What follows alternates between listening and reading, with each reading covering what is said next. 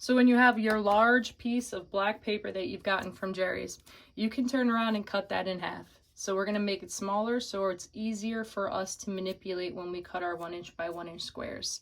Cut that in half. You may actually wanna cut it in half again. So I would look to shoot for something that looks about like this size, 8.5 by 11. That's a little bit easier to manage. Again, I'm gonna use the grid of this cutting mat. It's my best friend, right? I'm gonna lock into that grid. I've taken my tape, I made it a little bit less tacky. I'm gonna tape down the sides, right? Have them at a diagonal. Now what I see students do a lot is they come in and they start drawing all these lines for their squares that they're gonna cut out. We don't need to do that at all if we use our tools properly. We don't have to go back and erase that lead, which is gonna be a pain, right? And also we get clean, crisp cuts that won't damage the edges and have nothing on the surface of that black. We want such a smooth black surface. Okay, so I'm not gonna use my T-square on this because it's a little bit easier for me to manipulate the tools in cutting a 1" by 1" square with a ruler as opposed to the large T-square. So with that in mind, I am going to first cut my rows this way. And I am using the grid, right? So this is approximately 1 inch, right? It's off. It's a little bit off. It's not dead on 1 inch, but it's approximately 1 inch. And for our purposes, we're going to follow that. I'm not going to have you measure 1 inch, 1 inch, 1 inch all the way down. We're actually going to work off this grid. So here we go. Now the first thing, I am going to lay one line down.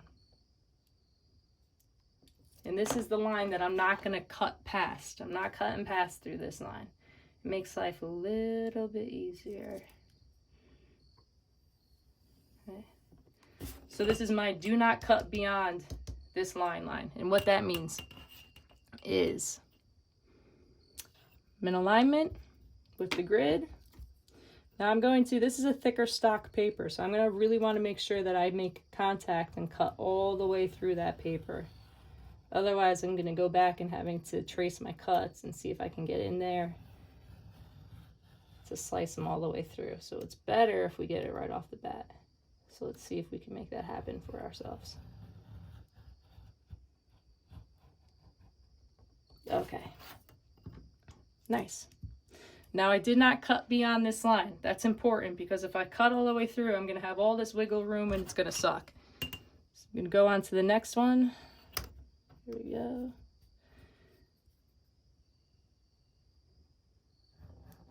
And I know the temptation to turn around and say, can I use a scissor? So for our purposes, no, we're not using a scissor for this.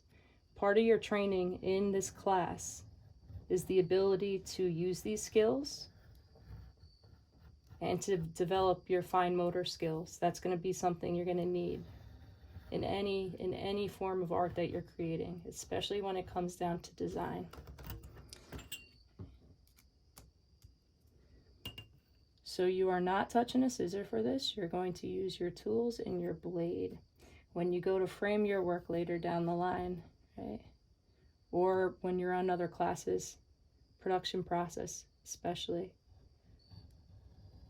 You're going to have these skills. And sometimes they're like a meditation, right? It really trains you to pay attention to detail. It really trains you to pay attention to what your specs are. I'm going to continue all the way down the line here.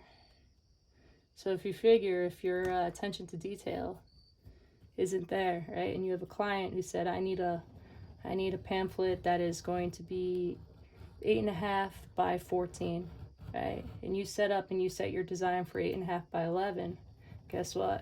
You have to redo that job. So all these minute details serve as a form of training. Okay, now I would continue and do this all the way down the line,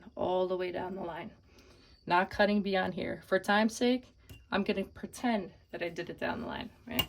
Now I'm going to start to separate my squares. This is important. You are not cutting this way. That doesn't work with an X-Acto blade. That is a danger city central. We don't need that, right? We're gonna mess up our paper and we're gonna be prone to an accident. So I want you to take your body and flip your body, put it on this side. Or conversely, you can take your cutting mat and turn your cutting mat. That's gonna help you too. So I'm flipping my body. I'm making sure my body weight is over this ruler. I am flat side down, not cork side down. I have more of contact with the paper. That's going to give me a cleaner cut.